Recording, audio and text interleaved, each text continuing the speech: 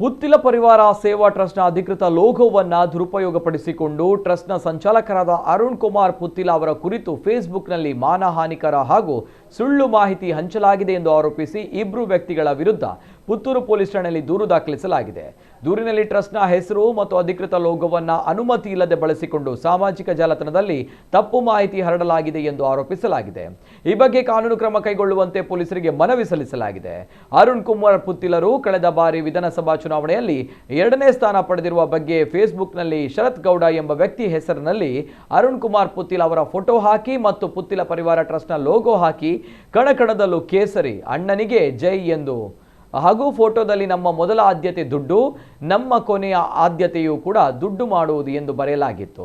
ಈ ಬಗ್ಗೆ ದೂರಿನಲ್ಲಿ ತಿಳಿಸಲಾಗಿದೆ.